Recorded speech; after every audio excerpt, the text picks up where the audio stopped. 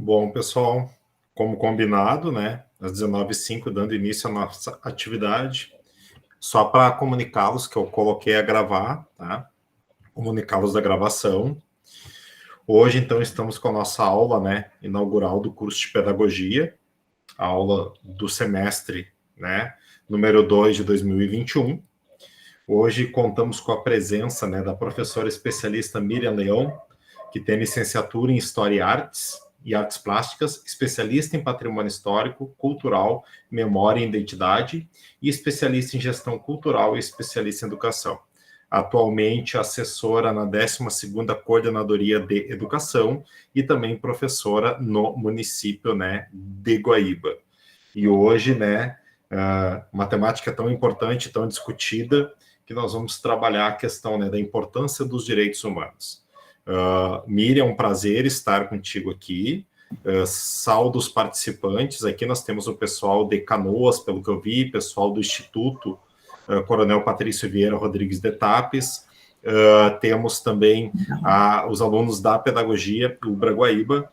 Então, é um prazer contar com a tua presença hoje aqui. Então, boa noite a todos que estão aqui hoje nessa aula. Eu quero agradecer ao meu colega Felipe pelo convite, eu fiquei muito contente. E nós trabalhamos juntos lá no setor pedagógico da 12ª, e ele disse que vocês já estão assim na metade do curso, mais para o final do curso, né? E o curso de pedagogia é tudo de bom, né, Felipe?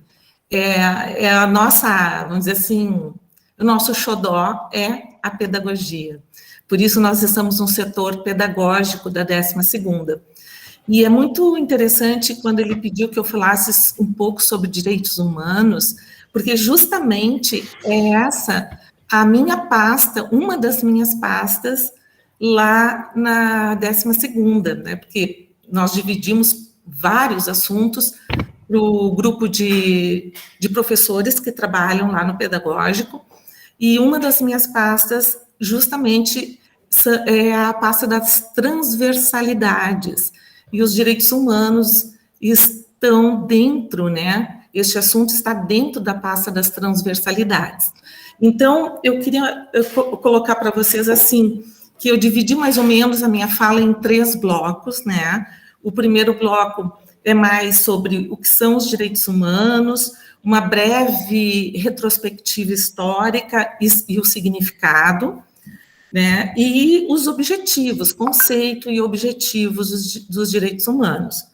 Depois, no segundo bloco, a gente vai falar um pouquinho sobre como o senso comum vê os direitos humanos, né, como as pessoas, assim, no geral, no cotidiano, elas se manifestam, principalmente nas redes sociais. Hoje a gente vê muito, em função de vários assuntos, vários debates que aparecem na mídia por algumas ações, geralmente muito ligadas às violências, né? E acaba aparecendo ou por discriminações, e as pessoas vão dando a sua opinião e falando sobre direitos humanos. Então, é muito importante a gente também entender um pouquinho como o senso comum vê os direitos humanos e o porquê ele tem essa determinada visão. E o último bloco de assuntos, então, são os direitos humanos na educação, que vai gerar 2 grandes dimensões, que é a dimensão da educação inclusiva, né, porque ele vai ser base para que a partir daí, então, a partir da existência desse conjunto de artigos, de normas, que é a Declaração Universal dos Direitos Humanos, surge a educação inclusiva e a preocupação com a inclusão, né, com as pessoas portadoras de deficiências. E também os direitos humanos como tema de estudo dentro do currículo escolar, que é justamente o meu papel, né, junto à 12ª. que nós temos que fazer enquanto assessores pedagógicos da 12ª, né, Felipe? Nós reunimos supervisores, ou orientadores, ou professores, ou até os diretores das escolas. Nós temos 92 escolas, e nós levamos e conversamos vários e vários assuntos com esses profissionais da educação, sempre no sentido de fazer uma permanente e constante capacitação profissional, né? Então, sempre atualizando, discutindo conceitos, trazendo questionamentos, e a gente faz com eles hoje, assim como a gente está fazendo essa aula hoje, né? Então, há uns dias atrás, o Felipe me ajudou numa capacitação justamente sobre esse assunto, com representantes das 92 escolas. Então, a formação do professor, a constante reciclagem que a gente tem que fazer, né, dos nossos conhecimentos e busca por conhecimento, ela é constante na vida do professor. É do início ao fim da nossa vida profissional. Inclusive, eu estou já mais para fim de carreira, né, eu tenho mais 1 ano e meio e depois me aposento, mas é incrível o que a gente estuda, nunca mais a gente para de estudar, e para quem gosta, coisa boa, eu adoro, né?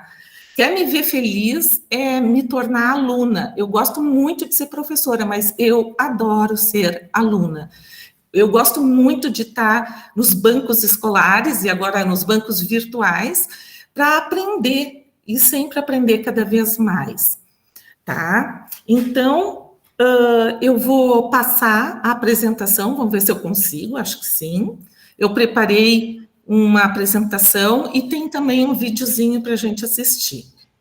Vamos lá. E vocês podem ir fazendo alguns questionamentos ali pelo chat mesmo, né? O Felipe vai cuidando isso.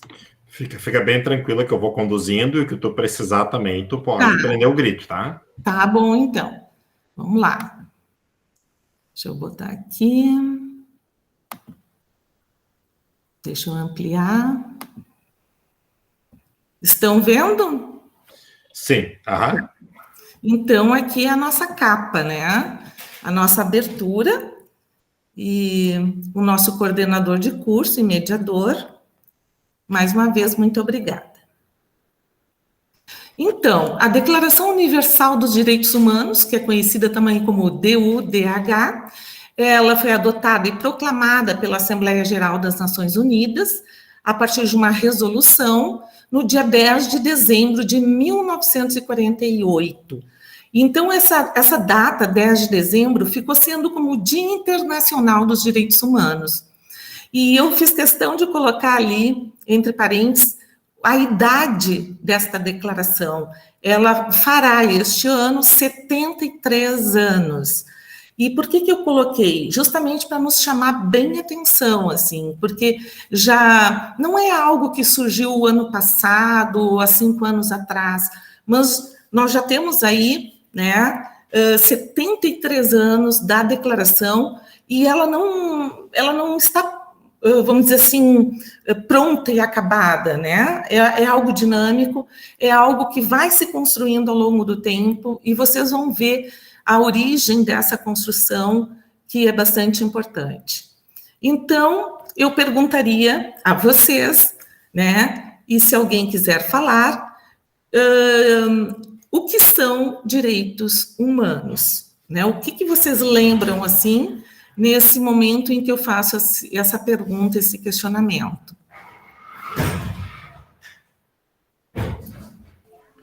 Pode dizer alguma palavra que venha à cabeça, não precisa fazer uma frase, né? A Jupira coloca ali, né, que direitos inerentes à personalidade humana.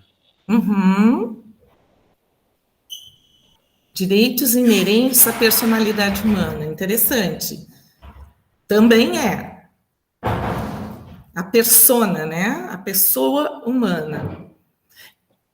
E os direitos humanos, eles não são os direitos de outros seres, a não ser os seres humanos. Então, vamos lá. Eu vou passar, então, o videozinho, né? Vamos assistir. Eu achei um, Felipe, igual aquele que a gente viu, só que ele é dublado, tá? Só que eu já aviso vocês que não é uma dupla, não é assim de forma profissional. O rapaz que fez, eu achei na internet, ele foi bem esforçado, mas eu acho que ajuda bastante. Vamos lá. Deixa eu ver aqui.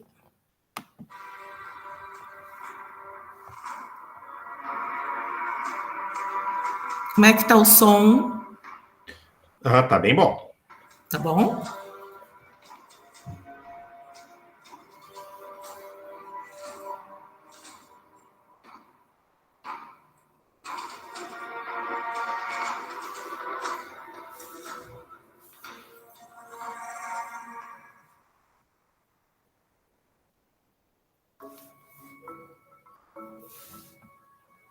Human rights is, geez, that's a good question. Human rights. Oh, that's tough. Wow. I don't even know how to give that a definition. I would probably have to do a little bit of homework or something. Yeah, any right that I think just as a normal, human, any. The rights that humans have. Oh, that's a very large debate. Tú le puedes preguntar a 20 personas y te van a dar 20 diferentes opiniones. Non saprei, una domanda complicatissima. We just take it for granted that they're there, but we don't even consider what they are.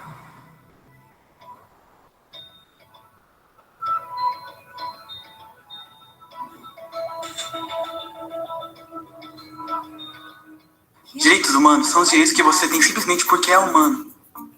É o que você naturalmente espera e merece ser tratado como pessoa. Como o direito de viver livre, falar o que pensa e ser tratado como igual. Existem vários tipos de direitos. A maioria aplica-se somente em um certo grupo.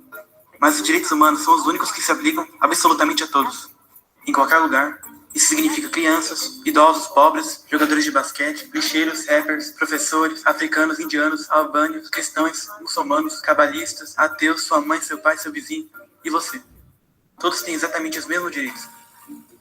Em outras palavras, eles são universais. Mas a pergunta continua. O que eles são? Name the human rights? What the human rights are? The right to live.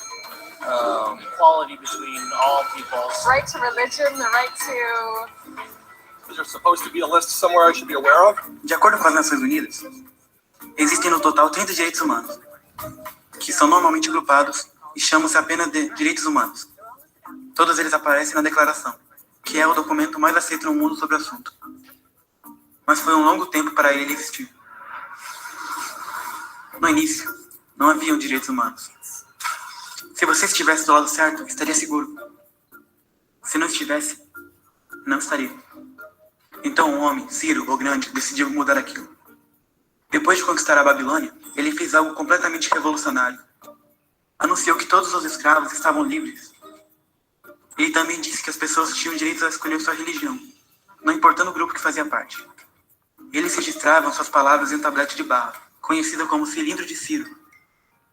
E foi assim que nasceram os direitos humanos.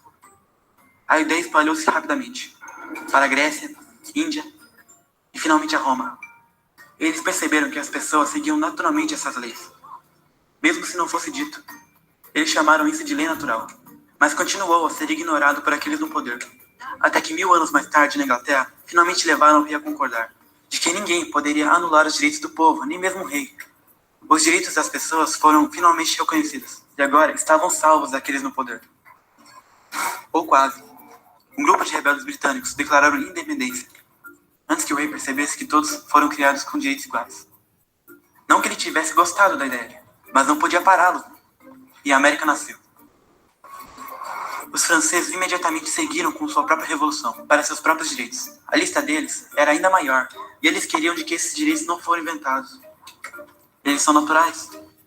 O conceito romano de lei natural se tornou direitos naturais. Infelizmente, nem todos ficaram satisfeitos. Na França, o general chamado Napoleão decidiu derrubar a nova democracia francesa e coroar-se imperador do mundo. Ele quase conseguiu. Mas os países da Europa juntaram-se às forças e derrotaram. Os direitos humanos eram novamente o tema do momento. Eles fizeram acordos internacionais para garantir muitos direitos pela Europa. mas somente na Europa. O resto do mundo, de alguma forma, ainda não estava incluído. Ao invés disso, foram invadidos, conquistados e consumidos pelos impérios massivos da Europa. Então, um jovem advogado indiano decidiu que já era o suficiente. Seu nome era Mahatma Gandhi. E, em face à violência, ele insistiu que todas as pessoas da Terra tinham direitos, não apenas a Europa. Por fim, mesmo os europeus começaram a concordar, mas não ia ser fácil. 2 guerras mundiais surgiram. Hitler exterminou metade da população judaica da Terra, em campos de concentrações terríveis. Ao todo, 9 milhões de pessoas morreram. Os direitos humanos nunca estiveram tão próximos da extinção. O mundo nunca esteve tão desesperado por mudança. Então os países da Terra se juntaram-se e formaram as Nações Unidas. Seu propósito básico era para reafirmar a fé dos direitos humanos fundamentais, na dignidade e valor das pessoas humanas. Mas o que são direitos humanos? São a proclamação de Círios, a Lei Natural de Roma, a Declaração da França. Todos tinham uma ideia diferente do que os direitos humanos deveriam ser. Mas sob a supervisão de Eleanor Roosevelt, eles finalmente concordaram em um conjunto de direitos que se aplica absolutamente a todos. A Declaração Universal dos Direitos Humanos. Então, o conceito francês direitos naturais finalmente se tornou direitos humanos. Então, em resumo, no começo, somente se você fosse uma pessoa de sorte teria algum direito. Então, um daqueles homens decidiu: ei, outras pessoas deveriam ter direitos. O que foi ótimo, exceto que nem todos concordaram. Isso demorou alguns milhares de anos de guerra e declaração e mais guerras, até que todos finalmente concordaram que os direitos humanos devem ser aplicados a todos. E então todos viveram felizes para sempre. Exceto por um pequeno problema. Se as pessoas têm direito à alimentação e abrigo, por que 16 mil crianças morrem de fome todos os dias? 1 a cada 5 segundos. Se as pessoas têm direito à liberdade de expressão, por que milhares estão aprisionados por dizerem o que pensam? E se as pessoas têm direito à educação, por que mais de 1 milhão de adultos são incapazes de ler? E se a escravidão foi realmente abolida, por que 27 milhões de pessoas ainda estão sendo escravizadas? É mais do que o dobro do ano 1800. O fato é que, quando foi assinada a Declaração Universal dos Direitos Humanos, não tinha a força da lei. Era opcional. Apesar de muitos documentos, convenções, tratados e leis, ainda é um pouco mais do que palavras em uma folha. Então a questão é: quem tornará essas palavras uma realidade? Quando o Dr. King marchou pela igualdade racial, ele estava marchando por direitos que eram garantidos pelas Nações Unidas há quase 2 décadas. Mas ainda assim ele marchou. Quando Nelson Mandela lutou pela justiça social nos anos 90, seu país já havia concordado em abolir a discriminação por mais de 40 anos. Mas ainda assim ele lutou. Aqueles que lutam até hoje contra a tortura, pobreza e discriminação não são gigantes ou super-heróis. São pessoas, crianças, mães, pais, professores, pessoas de pensamento livre que recusam a ficar calados, que compreendem que os direitos humanos não é uma lição de história. Palavras em uma página não são discursos, propagandas ou campanhas de relações públicas. São escolhas que fazemos diariamente como seres humanos. São as responsabilidades que todos compartilhamos. Respeitar uns aos outros. Ajudar a todos. Proteger aqueles que precisam. Mas como disse a Eleanor, onde afinal começam os direitos humanos? Em pequenos lugares perto de casa. Tão perto e tão pequenos, que não podem ser vistos por nenhum mapa do mundo. No entanto, eles são o mundo de cada pessoa. O bairro em que vive, a escola ou a faculdade que estuda, a fábrica, a fazenda ou o escritório onde trabalha. São os lugares onde cada homem, mulher ou criança procura justiça igual, oportunidade igual, dignidade igual, sem discriminação, a menos que esses direitos tenham significado lá. Eles têm um pouco de significado em qualquer lugar.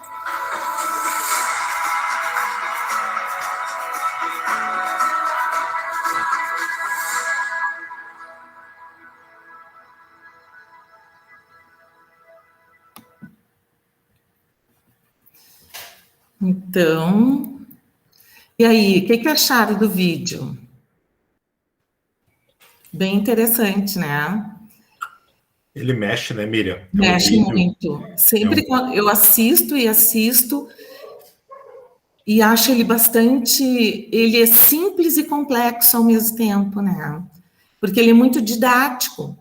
Ele é muito didático porque nos passa em 10 minutos a história da humanidade, praticamente, né? Do ponto de vista das relações de poder. Então, vocês podem ver que para se chegar à Declaração Universal dos Direitos Humanos, olha o processo histórico pelo qual passou a humanidade, né? Então, teve avanços e retrocessos, e ainda existe isso. Ainda existem avanços e retrocessos.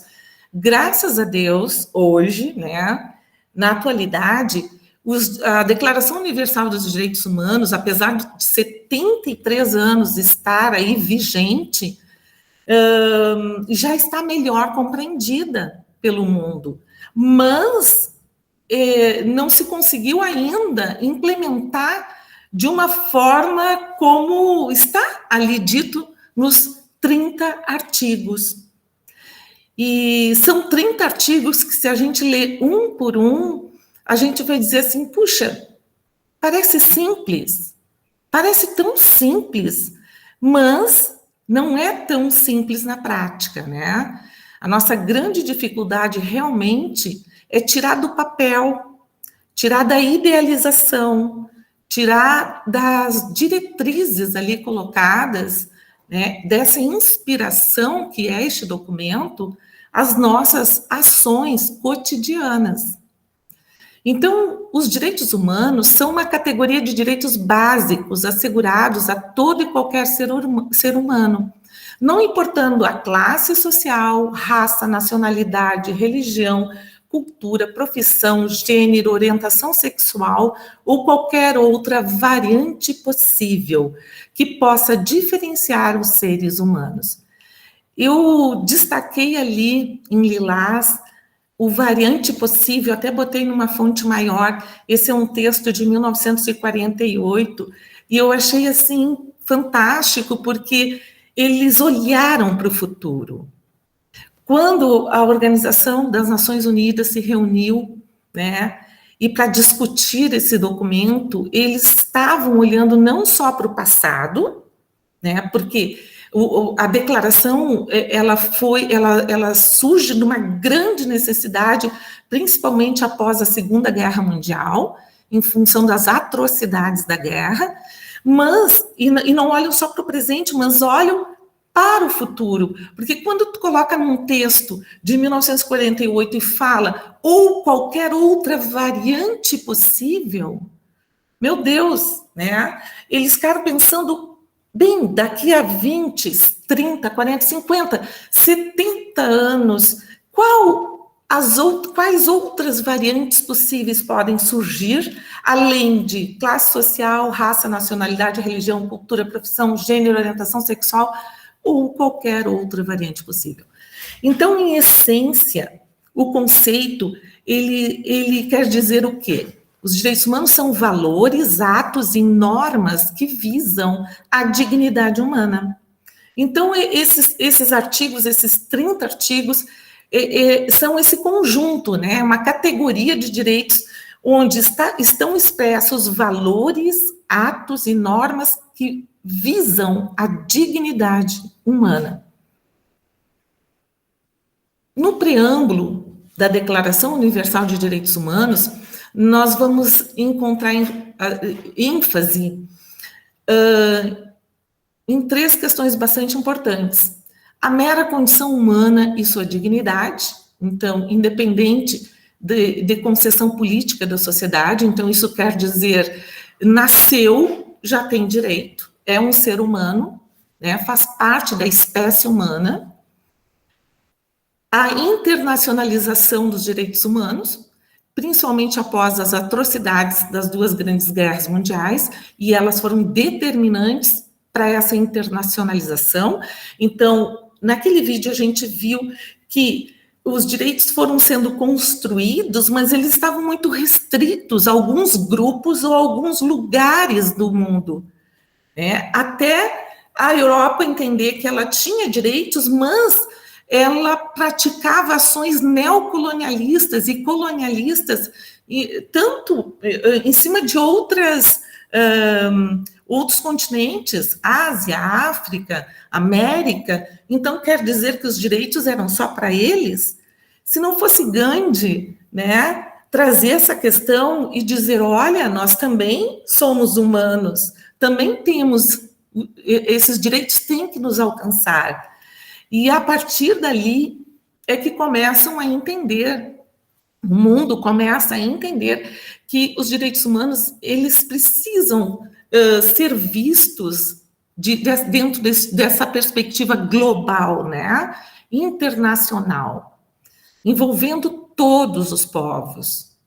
E a promoção da implementação e divulgação, né, da Declaração Universal dos Direitos Humanos, através da educação e do ensino em direitos humanos. As instituições públicas, privadas e os indivíduos devem se esforçar para essa implementação. Então, vejam que importante, né? A declaração, no preâmbulo, ela traz isso. Ela diz o que é, coloca ali os motivos do porquê que precisa ser para todos os povos e da importância disso, mas ela também dá indicativos de que os estados, as nações, elas devem implementar através das políticas públicas, através de, vamos dizer assim, dos seus órgãos, das suas instituições oficiais, né? O Estado precisa se comprometer a investir recursos, investir nesta divulgação e nessa implementação dos direitos humanos. E o documento, então, contém esses 30 artigos, os quais norteiam os seguintes direitos. Os direitos civis e políticos, nós vamos encontrar os artigos do primeiro artigo até o 22º tratando disso, e depois, a partir do 22º, os direitos econômicos, sociais e culturais também. Tá? E também traz uma dimensão muito interessante, que é uma dimensão mais abstrata, mais filosófica, que é a dimensão da fraternidade, da solidariedade, né?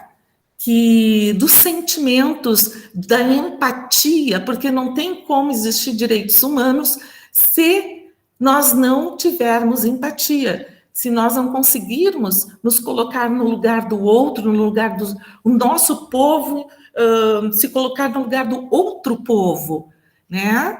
Porque senão, se nós tivermos essa visão muito egocêntrica, fica muito difícil realmente cumprir com os 30 artigos.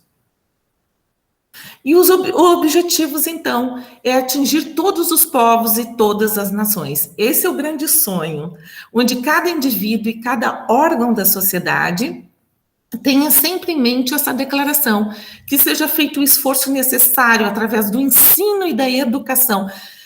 O que me chamou muito a atenção e me chama muito a atenção é que isso é trazido há 73 anos, né? Está escrito através do ensino e da educação. Olha a nossa responsabilidade, né? Olha só a nossa responsabilidade enquanto profissionais da educação, para promover o respeito a esses direitos e pela adoção de medidas progressivas, né, de caráter nacional e internacional, por assegurar o seu reconhecimento e a sua observância universal e efetiva, tanto entre os povos dos próprios Estados-membros, quanto entre os povos dos territórios sob sua jurisdição. Então, a educação é um meio fundamental de implementação da declaração. E, em resumo, a Declaração Universal dos Direitos Humanos, criada pela ONU em 1948, é um marco inspirador de princípios que priorizam a paz, a cidadania e a democracia no mundo. Então, quando fala em democracia, é óbvio que países estados totalitários ou ditatoriais, eles estão completamente fora do que preconiza esta declaração. Os direitos humanos são uma categoria de direitos básicos inalienáveis, garantem direitos básicos a todos os membros da espécie humana, possuem como objetivo garantir direitos fundamentais, como o direito à vida, à liberdade, à saúde, à segurança das pessoas, bem como o direito à defesa e ao justo julgamento a quem seja acusado de um crime. E isso também me chama a atenção, porque independente do crime cometido, essa pessoa tem direito a um justo julgamento. Né? Miriam, Sim. a Jupira fez um questionamento, né? O que leva um país a retroceder nos direitos humanos? Exatamente. Então, assim, Jupira, eu vou te dizer, assim, justamente a falta do investimento na educação, tá? Então, a falta de investimento massivo na educação, nós fizemos, mas não fizemos, se chegou a um certo ponto, mas não foi suficiente.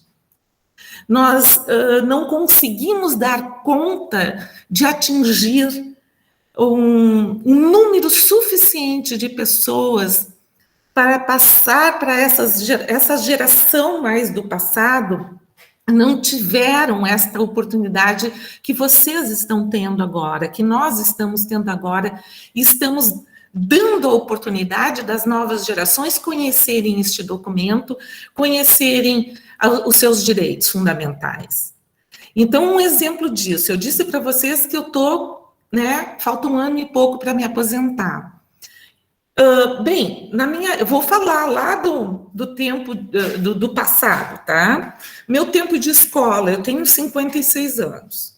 No meu tempo de ginásio, de escola, que chamamos hoje de ensino fundamental, era justamente um tempo, eu fiz a escola, ensino fundamental, que era chamado de 1º grau, quando não se aceitavam pessoas portadoras de deficiência na escola. Eu nunca tive colega assim, né, com portador de deficiência. Eu nunca tive um colega Down, eu nunca tive um colega com algum tipo de síndrome, porque não se aceitava na escola pública, né.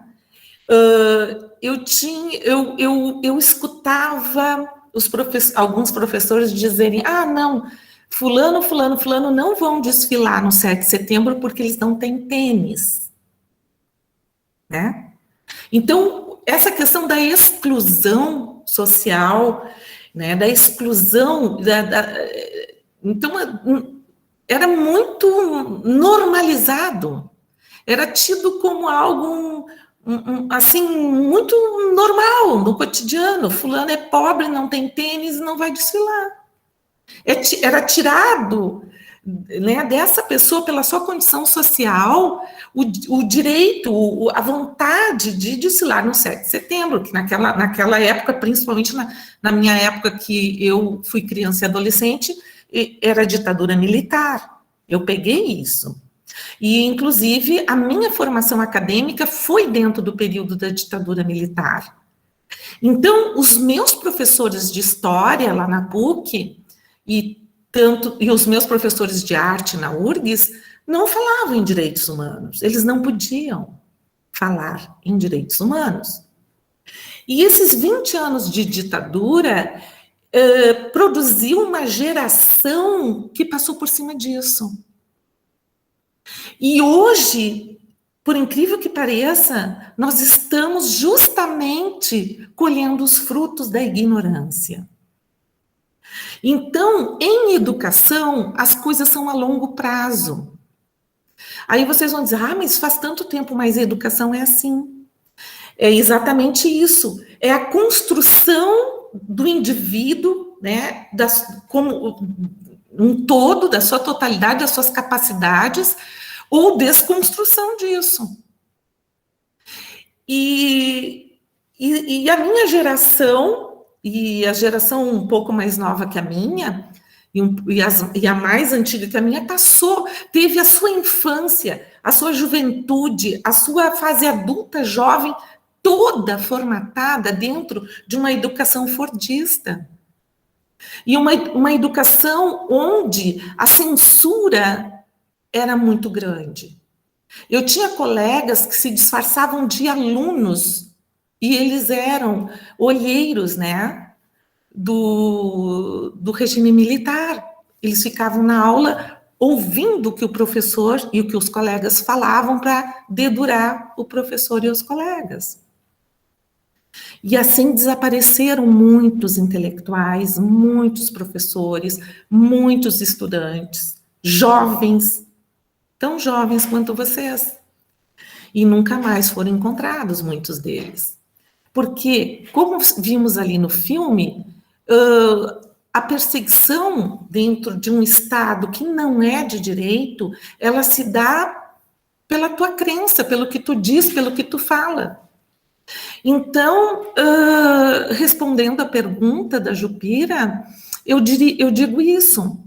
Eu digo que estamos hoje no presente, parece que não é, mas é, colhendo os frutos da ignorância, de um currículo voltado a cercear, voltado a não deixar pensar, voltado à exclusão social, a reforçar um sistema de classes muito distintas, porque era, vamos dizer assim, conveniente que o Brasil, naquela época, tivesse essa postura para as elites dominantes, conveniente para as elites dominantes, né? Então, não se pensava num aluno de formação, como hoje nós vamos ler um PPP de uma escola, o regimento interno de uma escola, os documentos ALDP, que visa que o aluno seja um ser integral, né, crítico, de pensamento crítico. Não, isso não tinha. E assim como, Jupira, nós colhemos hoje essas injustiças sociais que existem, a perseguição e o preconceito racial, ele é, sim, fruto de quase 400 anos de escravidão no Brasil. Então, a gente para e olha para trás, tá, mas faz tempo, mas nós continuamos colhendo esses frutos. O fruto da estupidez humana, o fruto da ignorância humana, o fruto das relações de poder que subjugam, que discriminam, que desrespeitam a dignidade humana. Então, é muito fácil retroceder. É muito fácil retroceder. 5 anos, 3 anos, não falando num assunto, em 10 anos ou 5 anos, nós retrocedemos 70, 50, né? Ô, Miriam, sim. E a Pamela tinha colocado exatamente isso, né? Hoje vivemos o reflexo do ensino de anos atrás, Exato. do ensino que nossos pais e avós tiveram, e ela ainda reforça, né? Se hoje começarmos a trabalhar efetivamente os direitos humanos na escola, os objetivos, a visão, a forma de vida, o respeito, só será observado e visualizado daqui a anos, né? Exatamente. Então, nós estamos o quê? Com uma grande responsabilidade. Quem vai trabalhar na área da educação, quem vai ir para dentro de uma escola ou para um setor educacional, uma instituição ligada à educação, tem este compromisso, né? Todas as pessoas têm esse compromisso, mas tem pessoas que não sabem que os direitos humanos existem.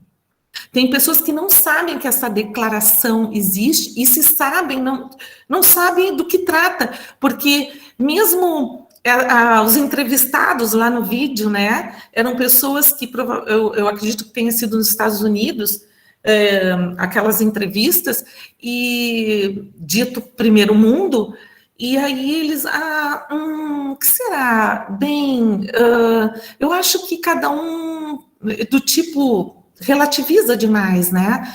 Direitos humanos é o que eu acho. Não é bem assim. Direitos humanos existem 30 artigos e eles são diretrizes inspiradoras, são princípios, né, norteadores. Então, existe vamos dizer assim, uma linha legal, uma linha de limites para as relações internacionais e mesmo as relações né, intra-estados. O Marco reforça a ideia, coloca, né? As ideias há muito vislumbram uma consciência holística, mas a condição de domínio é do interesse de alguns e cômodo para outros, né? Exatamente, exatamente. E como a educação é que te tira desse estágio né, de ignorância, de desconhecimento, de falta de não acesso às informações, é através da educação, somente através da educação, né? Por isso que é importante trabalhar este assunto dentro da escola, dentro do currículo escolar. É fundamental. E na universidade também, né? Com certeza. Como vamos atingir os objetivos da Declaração Universal dos Direitos Humanos? Bem, é aquilo que a gente... Esse é o nosso grande desafio. O respeito a esses direitos, no entanto, ainda deve ser efetivado em diversas nações. A universalização das garantias fundamentais previstas na declaração deve ser fiscalizada e cobrada por todos os entes que compõem a sociedade, e não apenas pelo Estado. Então, nós não podemos deixar essa responsabilidade só para o Estado, né? Mas todos os cidadãos, né? As instituições privadas e públicas. E óbvio que o Estado de Direito ele tem que estar funcionando, tem que haver, então, este equilíbrio entre os poderes, né? Para que as coisas possam funcionar. E o combate à corrupção, obviamente. Como o senso comum vê os direitos humanos, então? E por quê? Quem gostaria de falar? Quem gostaria de dizer, assim, se ouviu alguém falar alguma vez sobre direitos humanos, o que essa pessoa disse? O Iago colocou algo que eu acho que é um start para isso. Ele coloca que é esclarecedor o que tu colocou, né? E é necessário falar sobre e trazer isso também como uma forma de alfabetização, uma base para a vivência social, né? Com certeza. Iago, né? Com certeza.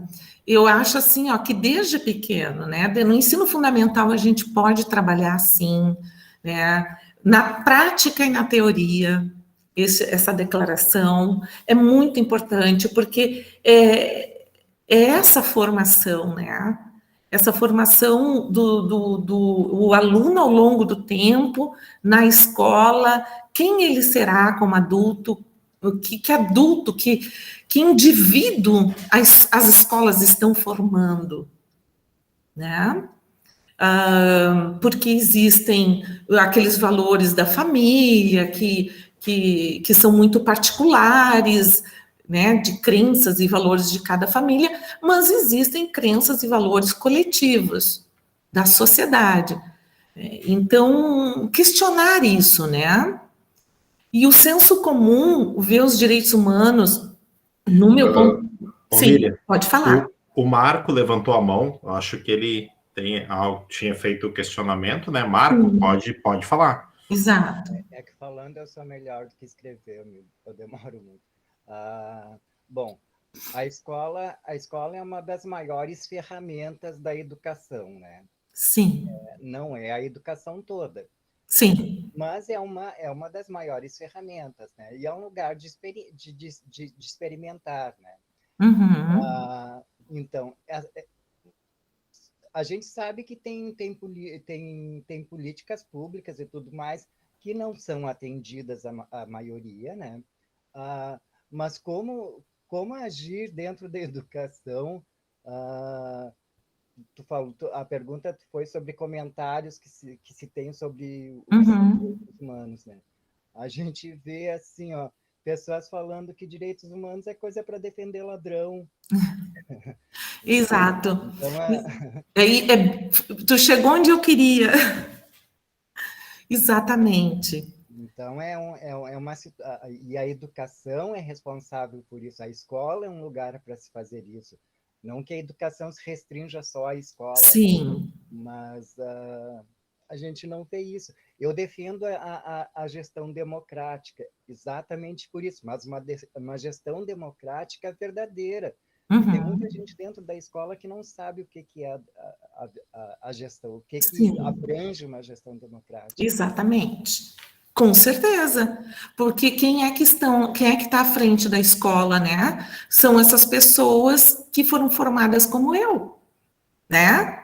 São o pessoal que está com 50, 40, 30 anos, né? Que logo depois, naquele período de transição do regime militar para a redemocratização, houve ainda um processo muito lento de mudança de mentalidade. E a nossa Constituição Federal é de 1988.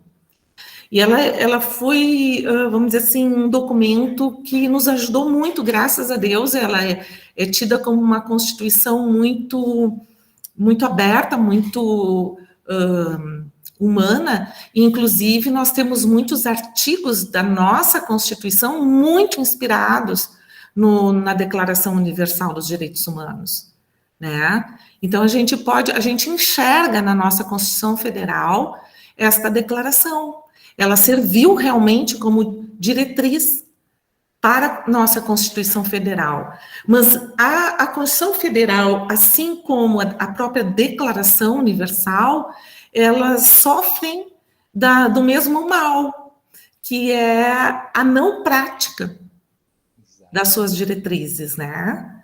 Então, só vamos melhorar, vamos dizer assim, no sentido de avançar em direção aos objetivos da declaração e da nossa Constituição Federal, quando o maior número de pessoas, né, de cidadãos, tiverem consciência destes textos e dos significados deles. E a escola, como tu disseste, não é o único lugar, mas é um instrumento e um meio fantástico. E dentro da escola nós vamos encontrar, sim, pessoas que compreendem isso, e pessoas que ainda não compreendem, né? E a gente não pode perder a esperança de levar... o nosso compromisso é trazer esses assuntos para dentro do nosso local de trabalho. Desculpa interromper, né? Sim. Tu falou sobre a compreensão. Tenho certeza que muitos compreendem, mas antes eu tinha feito um comentário também que seria cômodo, né? Mesmo Sim. tendo compreensão, às vezes é cômodo passar isso, porque é trabalhoso. Atingir todas as pessoas, fazer o exercício dessa gestão democrática é trabalhoso, mas é o único caminho para a sociedade. A gente está no limite. E se existem retrocessos, nós estamos num grande retrocesso. Concordo. Eu concordo plenamente com o que tu disse, tá? Estamos, sim, num grande retrocesso e nós temos que trazer o assunto, por mais trabalhoso que ele seja, né? Porque, assim, uma coisa é certa, a mudança de mentalidade, ela sempre demora mais do que a mudança tecnológica, né? A tecnologia muda rápido, muito rápido, mas as mentalidades, elas demoram mais, elas se arrastam, né? E muitas vezes o professor cansado, ganha pouco, cheio de turma, estressado, não quer saber mais de uma coisa mais para eu pensar. Geralmente, né, dependendo do estado de espírito de determinadas escolas, né? Como tu dissesse, algumas entendem o que é gestão democrática, outras não, e as que não entendem realmente acaba se constituindo um ambiente que não é muito propício, né, a esse tipo de discussão. Mas a gente tem que insistir, né? Ainda mais nesse momento, né? Totalmente, ainda mais nesse momento. A gente não pode, vamos dizer assim, jogar a toalha, como se diz, né? Não dá para jogar a toalha. Temos que estar sempre atentos, né? Trazer a discussão, botar em debate, e é só assim que a gente vai avançar. Obrigado. E eu concordo contigo, porque o senso comum diz o seguinte: os direitos humanos é para proteger ladrão. Mas isso, gente, é espalhado propositalmente. Existe né? É um projeto, existe um propósito de classificar os direitos humanos assim. Então, quando se larga nas mídias que direitos humanos serve só para proteger bandido, né? Tu diz isso para uma pessoa que não conhece, que não sabe o que é, e aí a mídia bate em cima disso, as fake news e tudo mais, né, que a gente sabe. Então, acontece uma desinformação ou uma informação distorcida. E aí o preconceito, né, com a Declaração Universal de Direitos Humanos, existe um preconceito. Então, como vamos romper com os preconceitos? Com informação. A gente rompe com preconceitos, né? O primeiro passo é justamente buscar as informações, buscar os dados para mostrar, né, que não é assim, que está havendo um pré-conceito a respeito. Como é que eu vou afirmar uma coisa sobre algo que eu não conheço, né? Então, eu também selecionei alguns exemplos, como eu sou professora de arte também, né, eu busquei nas charges, eu adoro charge, e de como, na prática, ainda lidamos com os direitos humanos.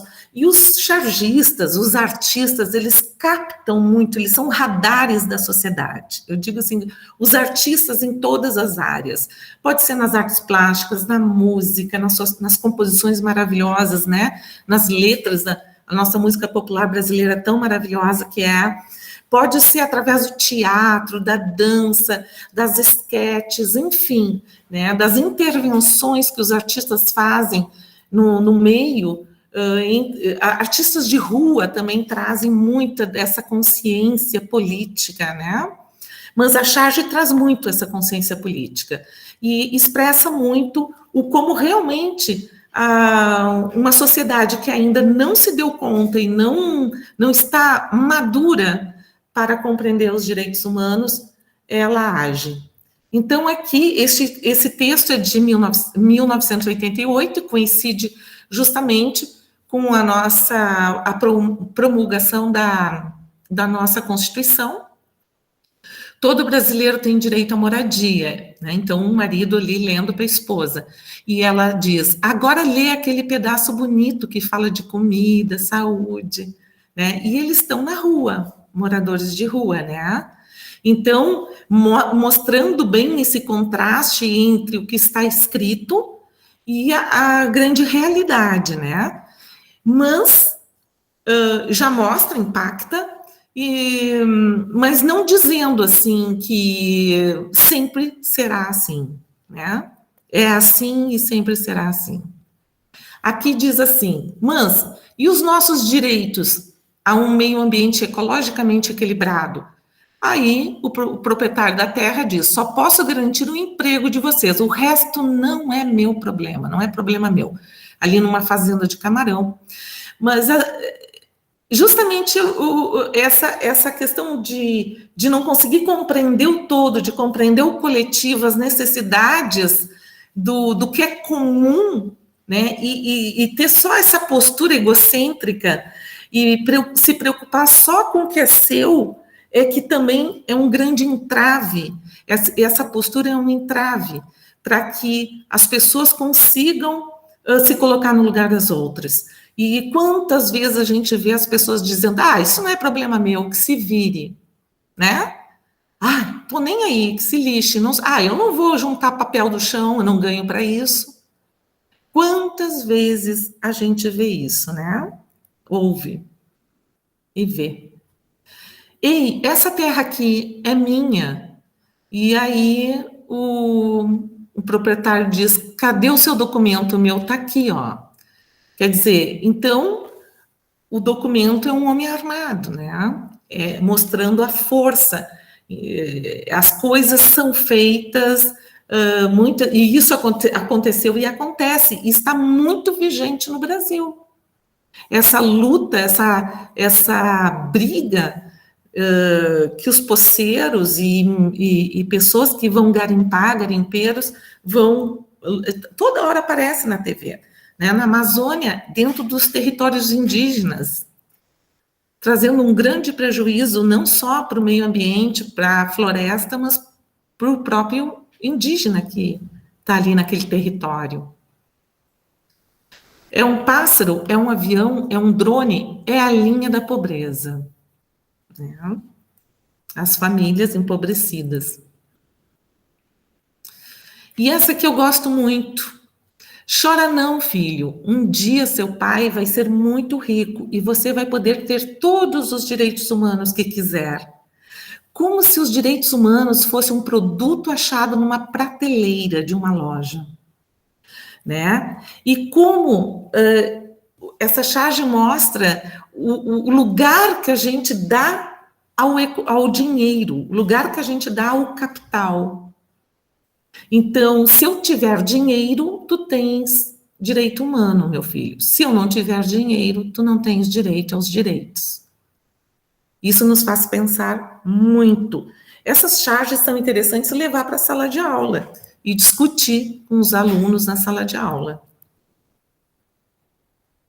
Agora, os direitos humanos na educação, entrando para o nosso terceiro bloco, né? Educação, direitos humanos, cidadania, sob a ótica da diversidade. Então, direitos humanos na educação, não tem como a gente falar em direitos humanos na educação se a gente não falar em diversidade.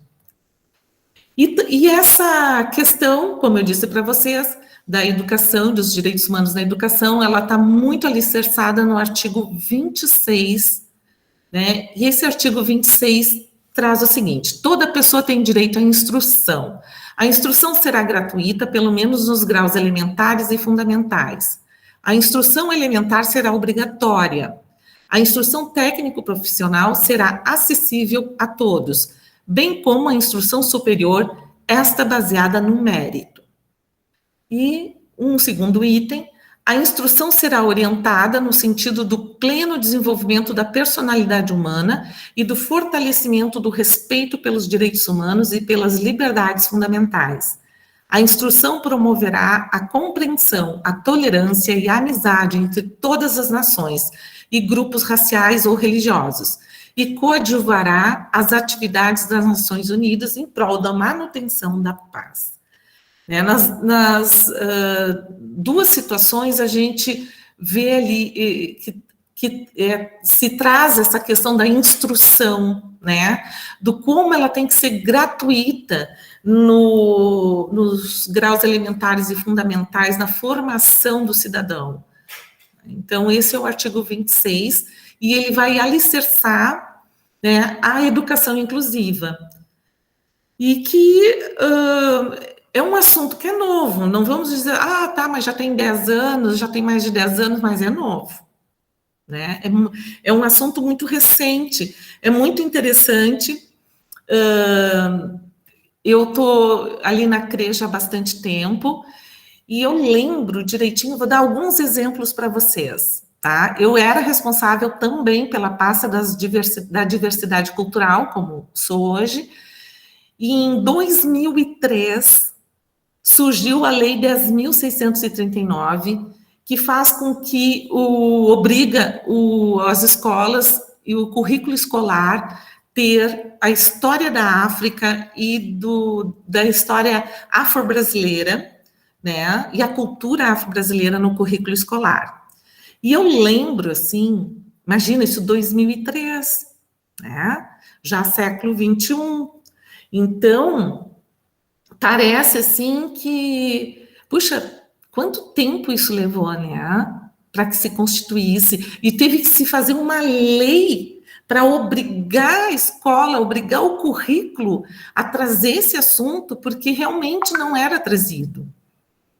E eu me lembro direitinho, porque eu tinha que fazer essa formação com os professores, e vocês não imaginam a resistência das escolas, dos professores e dos secretários de educação dos municípios.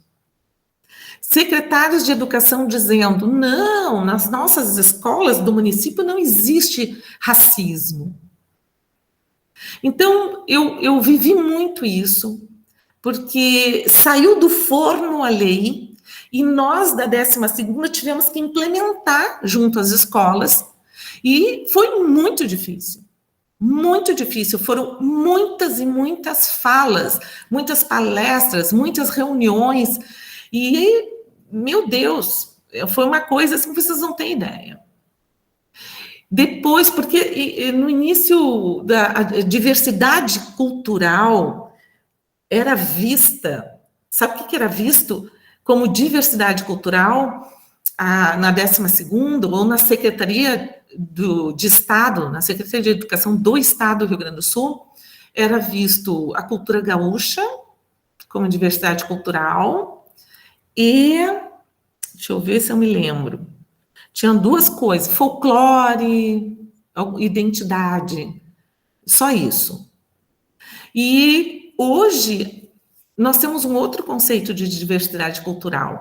Então, ao longo do tempo, na medida que a gente ia trabalhando, estudando, e que o mundo também ia se organizando e discutindo assuntos, respingava aqui no Brasil também essas transformações.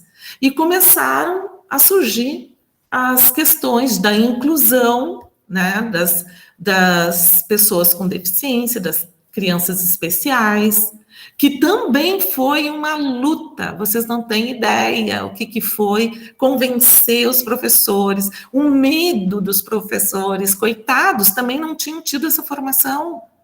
E primeiro, eles não tinham estudado nunca com um coleguinha especial. Eu nunca estudei com um colega especial. E segundo, nós não tivemos formação para isso. Jamais, na minha formação de licenciatura em arte e licenciatura em história, se tocou nesse assunto. E, de repente, eu era professora. E os meus colegas eram professores. E aí bateu o pânico. Como vamos trabalhar com essas crianças em sala de aula? Foi um verdadeiro pânico. Mas sacudiu, né? Mexeu, e a gente teve que se movimentar. E isso é muito bom. A gente tem que se desacomodar, né? Sair do lugar de conforto e estudar, formação. E aí a Secretaria de Educação do Estado começou a nos fazer formações para que a gente pudesse repassar para os professores e para as escolas, né? Aqui algumas palavras da questão da diversidade, gênero, discriminação racial, educação, direitos, né? Aqui o histórico dos marcos legais da educação inclusiva, com certeza vocês já dominam isso, né? Só trouxe para vocês verem assim, ó, como isso é recente, ó. Convenção sobre os Direitos da Pessoa com Deficiência, em 2006. Tá? Depois, em 2008, a Política Nacional da Educação Especial. Depois, em 2008, também a Convenção da ONU. Né? Em 2014, foi promulgado o Plano Nacional de Educação, que prevê a universalização do acesso à educação básica e ao AEE, para o público-alvo da educação especial. Né? Então, isso até 2024. Então, está, né, preconizando isso. Em 2015, bem mais recente, finalmente foi aprovada a Lei Brasileira de Inclusão, a LBI, que traz uma série de inovações como a proibição da negação de matrícula e de cobrança de taxas adicionais em casos de estudantes com deficiência. É tudo muito recente. Por mais que esteja dentro desse período de 20 anos. Mas é um processo. E a gente tem que correr atrás. Eu não tive essa formação na minha faculdade. Paciência. Claro, eu estudei na época da ditadura militar. Jamais teria. Então, eu tive que estudar depois. Miriam, veio bem ao encontro que a Pamela colocou, né? A Pamela Forte coloca: o que me assusta é que ainda não temos uma formação plena para nos auxiliar, né, a trabalhar em sala de aula. Existem pessoas que saem cruas da faculdade para trabalhar com os alunos da sala de aulas. Eu e tu, né, até é bom a gente compartilhar com eles, nós também, gente. Nós também. Por que a gente bate tanto na formação continuada, né, Miriam? Permanente, porque não tem, Pamela. A gente, e aí é que é essa questão do tal sair da zona de conforto. A Miriam falta 1 ano e meio para se aposentar, né? Eu falto um pouquinho mais, né? Mas eu estou estudando. A gente não parou porque, não. Pamela, a gente realmente também, a gente saiu cru, tá? Cru mesmo. Então, qual é a proposta, né? Assim, a gente não tinha essa oportunidade de trazer, por exemplo, um assunto desse em uma live, um debate, porque não nos era permitido, né, Miriam? Não, nem passava pela cabeça dos professores. Eram assuntos que não chegavam até nós. Eu vou dar um exemplo para vocês. Eu, como historiadora, montei um memorial da Câmara de Vereadores em Guaíba. Fui convidada para montar um memorial. Fui estudar, comecei a ler as atas da sessão da Câmara. Encontrei uma da década de 70, 1976, época que eu estudei, quando criança.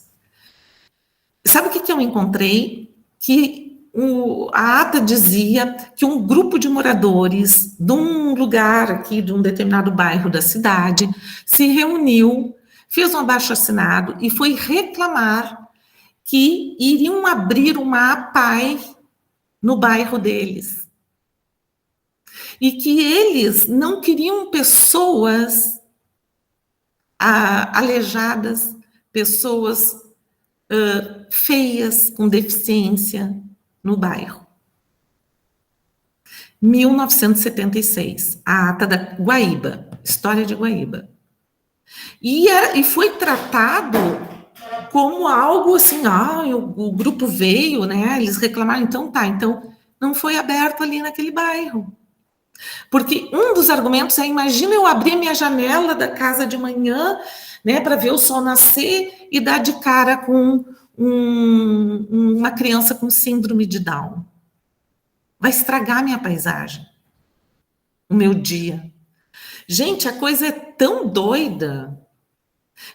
Sabe, por isso que eu digo assim, graças a Deus, as coisas mudam. Então, a mudança é possível, existe possibilidade de mudança, sim, mas precisa muita conversa. O artigo 1º, todas as pessoas nascem livres e iguais em dignidade e direitos, são dotadas de razão e consciência, e devem agir em relação umas às outras com espírito de fraternidade. Então, aqui é a terceira dimensão que eu falei para vocês, o espírito de fraternidade, a terceira dimensão dos direitos humanos, que é essa mais subjetiva, mais filosófica, né? E é esse espírito de fraternidade é que precisa ser incentivado, construído, né? Para que um dê a mão para o outro para subir o degrau ali, como está acontecendo nessa tirinha. Aqui mostra a diversidade cultural, né? As diferenças, e que todos são importantes. Bem, agora vamos para o último bloco. Referencial curricular gaúcho, né?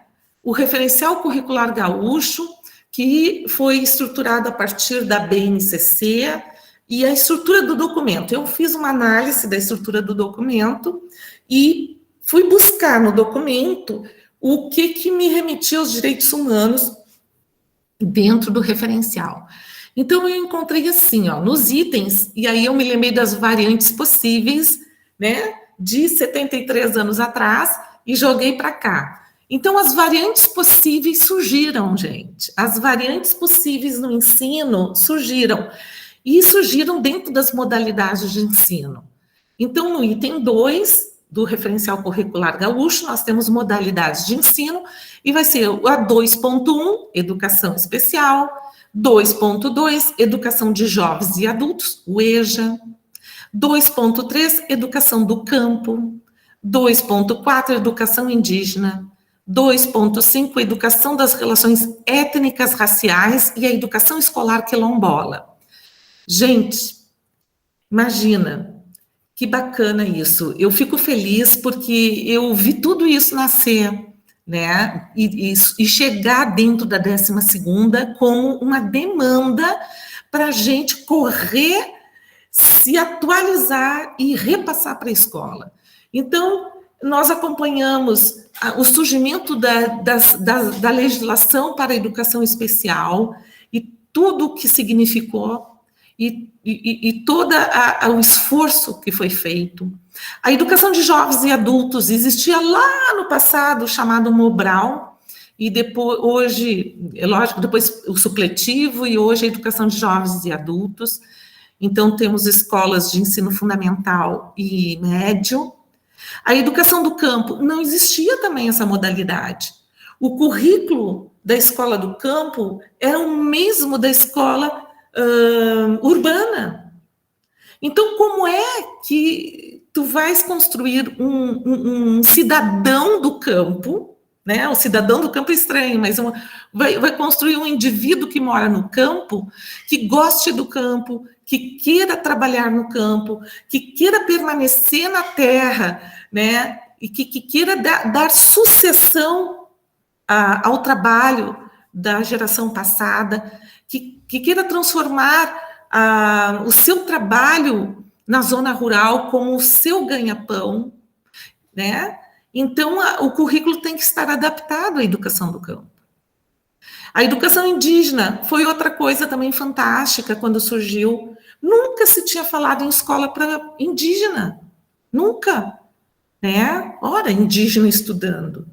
E hoje nós temos várias escolas indígenas fantásticas que fazem um trabalho com dificuldades, tem dificuldades de infraestrutura, algumas, mas existe, graças a Deus, nós já temos professores indígenas formados, né, e lecionando na escola indígena. E é um currículo também totalmente adaptado. E a educação das relações étnicas raciais e a educação escolar quilombola. Para as escolas quilombolas, né, para algumas regiões, algumas CREs possuem, e também, vamos dizer assim, com todas essas modalidades, com os currículos específicos e adaptados. Então, essas são algumas variantes possíveis. E os temas contemporâneos, que está dentro do referencial curricular gaúcho, eles estão como transversalidades, que visam o sujeito integral. Então, quais são esses temas transversais, né? Transversais na medida que perpassam por vários componentes curriculares, que não vai ser só o professor de biologia falar de meio ambiente, que não vai ser só o professor de história e de geografia de falar de pluralidade cultural, que não vai ser só o professor de filosofia falar em ética, mas todos os professores de todas as áreas do conhecimento, os temas ética, pluralidade cultural, meio ambiente, educação alimentar, nutricional, saúde, orientação sexual, transformações da tecnologia no século XXI, e esses e outros assuntos que corroboram com as premissas dos direitos da criança e do adolescente também. E botei entre parênteses, portanto, todos os temas advindos dos desdobramentos legais baseados na Declaração Universal dos Direitos Humanos. Se a gente for ver, todos esses temas, né, estão sustentados, né, pela DUDH. E foram os desdobramentos. E como fazer isso na escola? Como promover os direitos humanos na escola? Alguma coisa a gente já conversou aqui. Trazer, insistir no assunto, incluir as temáticas nas áreas já existentes. e no trabalho educativo da escola, inserir no currículo escolar, incluir essas premissas, as premissas relacionadas aos direitos humanos nos documentos escolares, como o PPP, o regimento escolar, principalmente o PPP, né? Então, que o PPP esteja contemplando essas diretrizes, realizar planejamentos de gestão e pedagógicos que produzam ações que reverberem os documentos educacionais e escolares, e questionar o senso comum. Ele deve ser fonte para o desenvolvimento de novos conhecimentos e de novas compreensões. Então, eu sempre digo nas reuniões da minha escola, quando eu me manifesto, assim, quando eu quero me manifestar, que para mim o senso comum é uma fonte inesgotável para a pesquisa e a ação educativa. Porque joga o senso comum para dentro da escola, ele entra com os alunos e com a comunidade escolar para dentro da escola, e a partir daí nós pensamos esses temas e buscamos, então, uma nova compreensão e novos conhecimentos a partir do questionamento a esse senso comum. Exemplo, essa ideia de que direitos humanos é só para proteger bandidos. Traz para dentro da escola. O aluno falou, não, mas por que tu acha isso? Vamos pensar sobre isso? Por quê? Da onde tu tirou isso? Mas será? E aí a gente vai trazendo os assuntos, né? Questões das relações de poder, as questões de gênero, as questões de as relações étnico-raciais, elas aparecem todos os dias no cotidiano da escola. Então, está dado, só não vê quem não quer. Então, o currículo que existe, ele está permanentemente sendo construído, ele deve ser permanentemente sendo construído e sendo atualizado, pois ele é dinâmico. Porque é dinâmica, essas relações são dinâmicas e cada vez elas estão cada vez mais, essas mudanças acontecendo cada vez mais rápido. E como nós vamos mudar um preconceito se nós não conversarmos sobre ele? Então, esse é um caminho. E a educação torna-se fundamental, pois é um meio para construirmos um ambiente capaz de acolher as diversidades e o respeito entre os indivíduos. O resultado será um futuro de paz, de cidadania e de democracia no mundo. E isso a gente não pode abrir mão disso.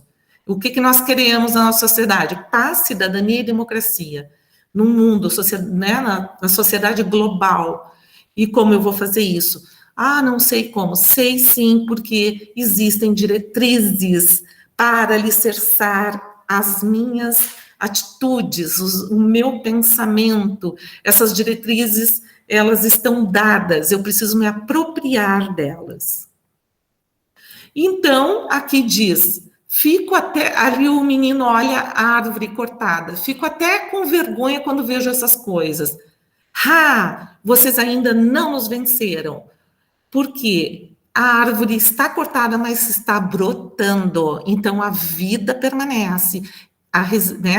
Essa vontade de reagir permanece. E eu coloquei ali a nova mentalidade do século XXI, que é representada pelo menino, né, dialogando com a velha mentalidade do século XX, que são aqueles que estão legando para as novas gerações todo o estrago que as novas gerações vão ter que consertar depois, né? E se alguém criado na velha mentalidade do século XX se propor a ter uma mente aberta, se propor a conhecer, a crescer, se propor a aprender, ele não vai ficar preso nessa mentalidade, né, fixa do século XX. E vai crescer junto também, independente da idade biológica. E aqui as fontes. E acabou. Essa parte aqui, deixa eu fechar.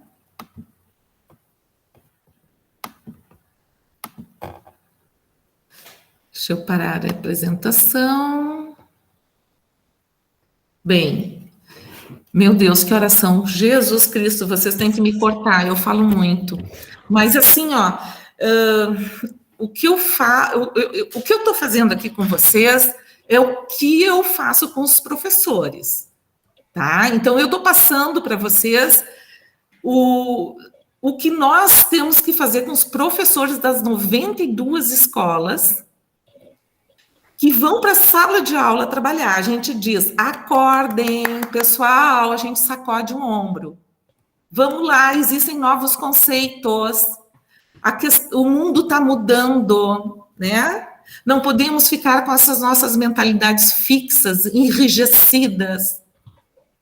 A dinâmica precisa ser urgente. Olha as questões ambientais, elas são urgentes. Nós não temos mais tempo para ficar discutindo se é coisa de ecoloco ou não. Os ecolocos tinham razão. Os ecolocos tinham razão. Então, gente, a gente precisa, sim, debater, conversar, dialogar, discordar, concordar, sabe? É só assim que a gente vai crescer. E os direitos humanos não vão vir empacotados para os braços de cada um de nós, dados pela ONU. Isso não existe. A ONU que faça. Não é assim. A ONU somos nós também. O Brasil é signatário de todos esses documentos desde o início. Então, nós temos responsabilidade, sim. E Felipe? Miriam, com certeza nós ficaríamos à noite, né, conversando e te ouvindo, porque eu acho que é uma demanda que eles sempre me colocam, né? Felipe, às vezes as pessoas vêm falar para a gente, mas não estão na sala de aula, não estão no chão da escola, não estão sentindo a realidade. Então, hoje, né, eu tenho muito cuidado para trazer, e, na verdade, tu foi um achado, tu foi um presente, porque eu vim para a CRE trabalhar, já te conhecia de outros carnavais, né, porque já dei aula, né, para a filha da Miriam e tudo mais. Só que falar dessa temática no momento que a gente está com isso tão ameaçado, né? E achei maravilhoso falar nos ecolocos, né? Eu acho que é só ligar o noticiário e ver o que está acontecendo na Europa, né? Não precisamos de mais nada, né? Para entender o que está acontecendo nas questões climáticas, né? E só te agradecer por tu doar o teu tempo, né? Trazer um pouquinho daquilo que tu faz, né? E principalmente pessoal que está, né, diretamente ligado à educação, que sim, não vai vir um pacotinho, como tu falou, na nossa porta e dizer, vamos trabalhar direitos humanos, né? Que trabalhar, às vezes, as questões, por exemplo, indígenas, não é tu pintar o índio lá no tal dia do índio, colocar um cocar no aluno. Exatamente. E tá tudo bem, né? Então, te agradecer, assim, porque eu acho que é diferente alguém que trabalha com isso, faz isso e também está na sala de aula. E eu sei que ao longo de todos esses anos, todos os dias, tu tem que sacudir as pessoas, né, para trabalhar. Todos os dias. Eu levo muito temas para dentro da minha escola para debater, eu sugiro muito, eu já fui formadora dos meus colegas, né, nessa questão das relações étnicas, raciais, na questão ambiental também. Então, a gente faz isso porque dentro da escola nós temos pessoas, os nossos colegas são fantásticos, eles precisam de oportunidade, né? E por isso que eu achei interessante aquela fala sobre a gestão democrática. Se a gente tem gestão democrática, essas coisas, elas fluem, né? Senão, fica um pouco difícil, realmente, mas não é impossível. A gente também tem que fazer um esforço e mostrar o como, porque cada colega que trabalha em cada área, imagina o cabedal de informações que eles têm para trocar, a gente trocar uns com os outros, não precisa trazer ninguém de fora, dentro da própria escola tem. E na verdade, assim, colocar para eles que a CRE, né, a nossa 12ª coordenadoria está à disposição, né, para qualquer dúvida que vocês tenham, para qualquer assunto, para material, né, Miriam? Sim. Porque a gente vive para isso, né? Eu até tenho alguns do estágio de gestão que eu acho que vão fazer a prática na CRE, Miriam. Então, mas é que isso realmente fique, essa sementinha plantada em vocês, né? Que se hoje nós estamos aqui em um MIT, temos direito a estudar, vocês viram quanto sangue foi derramado, né? E os direitos humanos, a gente tem que, sim, tirar esse estereótipo de que é para vagabundo, né? Eu acho que a gente tem que começar a olhar no nosso direito de caminhar na rua, no nosso direito de se expressar, que isso é fruto dos direitos humanos. Se a gente tem isso, é algo que nos rege, é algo, na verdade, assim, que nos ampara, melhor dizendo. Exatamente, isso aí. Porque, assim, quando falam que é para proteger vagabundo, não é para proteger vagabundo, é para proteger o direito que essa pessoa tem de defesa, né? E essa pessoa precisa passar por todas as etapas de todo o processo que existe, que vai julgá-lo. Então, não sou eu, nem ninguém que vai fazer a justiça com as próprias mãos. É nesse sentido, né? Óbvio. Então, essa pessoa vai passar por vamos dizer assim, por todas as estruturas necessárias, burocráticas, que a justiça tem, seja quem for, não interessa, pode ser o maior psicopata do mundo, matou não sei quantos lá, mas ele tem o direito de passar por todas essas instâncias. Ele vai ser julgado? Vai ser julgado. Ele precisa passar por todas as instâncias legais. Ninguém tem o direito de querer fazer a justiça com as próprias mãos. E assim, antes de passar a palavra ali para o Marco, para a gente encaminhando os finais, né? A Cristiana Araújo coloca, né? Prof. maravilhosa, tive o prazer de ser sua aluna. Ai, que amor, querida. O Marco colocou, né? Eu coloco presente. A Jenny... Também, coloca presente aqui. A Jennifer coloca, né? Conversa maravilhosa, obrigada. Obrigada. A Marília, que é bis, ó, deve ter uma segunda live sobre o assunto, né? Que legal. Então, assim, eu acho, né, que fica, né, o recado dado, assim, e principalmente, né, que vocês tenham interesse em buscar mais, né, sobre o assunto, levar isso para a sala de aula, para as conversas em família, para as conversas entre amigos, né, Miriam? Porque... Com certeza. É assim que a gente vai conseguir... Informação, cada vez mais. E aí eu passo... E diálogo, né? Eu passo para o Marco e depois eu faço o encaminhamento final, então. Marco. Tá bom, então.